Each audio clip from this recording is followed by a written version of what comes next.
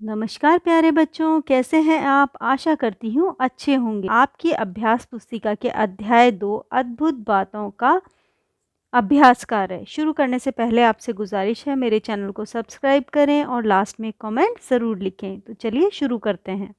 तो यहाँ से शुरू होता है अभ्यास कार्य, जिसमें शब्दार्थ अर्थात कठिन शब्द दिए हुए हैं।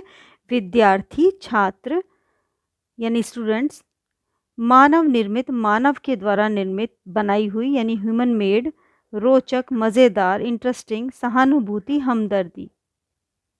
इसके बाद प्रश्न आता है, उचित विकल्प पर सही का निशान लगाना है। सारिका जी किस विषय की अध्यापिका हैं? आंसर है हिंदी। शिवानी ने किसकी ऊंचाई के बारे में बताया? आंसर है एलिफेंट टावर। सऊदी अरब में क्या नहीं है? आंसर है नदी। इसके बाद आते हैं मौखिक प्रश्न। तो क है, संजना ने चूहे के बारे में क्या खास बात बताई? ख, जतिन ने हाथी के बारे में क्या बताया? ग, गुंजन का रोचक तथ्य सुनकर अध्यापिका जी ने क्या कहा? और घ है, अध्यापिका जी ने छात्रों से कब और कहाँ ले जाने का वादा किया। इसके बाद लिखित प्रश्न आते हैं। अब मैं दोनों के आंसर आपको एक साथ बताती हूँ। तो ये है मौखिक प्रश्नों के उत्तर। संजना ने बताया कि चूहा बिना पानी पिए और ऊंट से भी ज़्यादा समय तक जीवित रह सकता है। ख, जतिन ने हाथी के बारे में बताया कि हाथी एक बार में 300 किलोग्राम खाना खा सकता है और 160 लीटर पानी पी सकता है। ग का उत्तर है, अध्यापिका जी ने कहा कि हमें भी आपस में प्यार से रहना चाहिए। घ का उत्तर है, अध्यापिका ने सोमवार को पुस्तक मेला देखने जाने का वादा किया। और इसके बाद आते हैं लिखित प्रश्न, जिनके उत्तर थोड़े से बड़े हैं। क का उत्तर है, अध्यापिका जी ने 6 समूहों के नाम बताए। पंखुरी समूह, उज्ज्वल समूह, विकास समूह, सार्थक समूह, उन्नति समूह, प्रगति समूह। ख का उत्तर है, अध्यापिका जी ने समूह के सदस्यों को कुछ रोचक तथ्य ढूंढ कर लाने को कहा। ग का उत्तर है, संदीप ने बताया कि ब्राज़ील में एक ऐसी तितली पाई जाती है जिसका रंग और खुशबू चॉकलेट जैसी होती हैं। अगले प्रश्न का उत्तर है, वर्तिका ने बताया कि अंतरिक्ष में से धरती पर देखने पर चीन की दीवार दिखाई देती है। गुंजन ने बताया कि अगर एक बार बंदर बीमार होता है तो सभी बंदर खाना और पीना छोड़ देते हैं। गुंजन ने बंदरों के सामाजिक व्यवहार के बारे में बताया।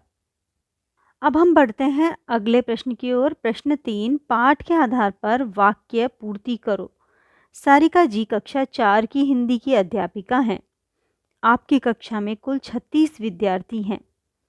एलिफेंट टावर की ऊंचाई प्रायः 8984 फुट रहती है।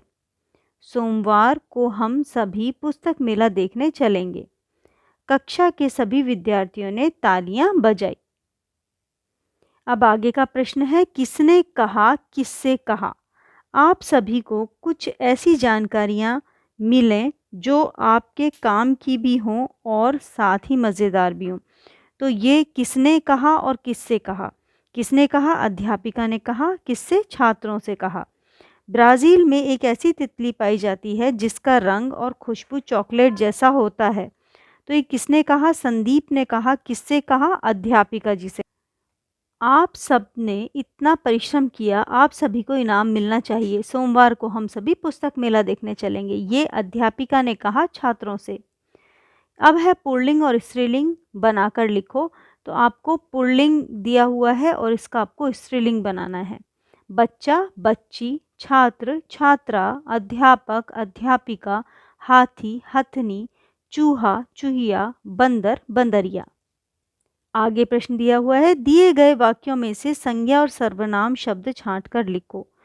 हम एक मज़ेदार खेल खेलेंगे। इसमें खेल संज्ञा है और हम सर्वनाम है।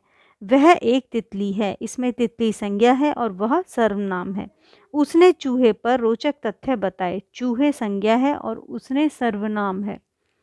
आप सभी छात्रों ने कमाल कर दिया। छात्रों संज्ञा है और आप जो है वो सर्वनाम है। अब हम आगे बढ़ेंगे। इसके अंदर संयुक्त अक्षर दिए हुए हैं, क्ष, त्र, ज्ञ और श्र। ये दो व्यंजनों के मिलने से बनते हैं। जैसे जो श क्षत्रिय है वो क, श और अ के मिलने से बनता है। ऐसे ही त्र, त, र और अ के मिलने से ज्ञ, ज, ञ और अ के मिलने से श्र, श, र और आ के मिलने से। इसी तरह निम्नलिखित संयुक्ताक्षर से बनने वाले दो दो शब्द आपको लिखने हैं। इसके अंदर कक्षा, कक्ष, छात्र, पत्र, ऐसे हमने यहाँ पे ज्ञान, वो ञ से ज्ञान और ज्ञानी, श्र से श्र और श्रमिक, श्रम और श्रमिक। इसके बाद जो भी कुछ दिया हुआ है आप अपने टीचर के साथ मिलकर या अपने फ्रेंड्स के साथ मिलकर कर सकते हैं। इसी के साथ ये अभ्यास कार्य समाप्त होता है। आशा करती हूँ आपको अच्छा लगा होगा। अपने फ्रेंड्स के साथ ज़रूर शेयर करें। धन्यवाद।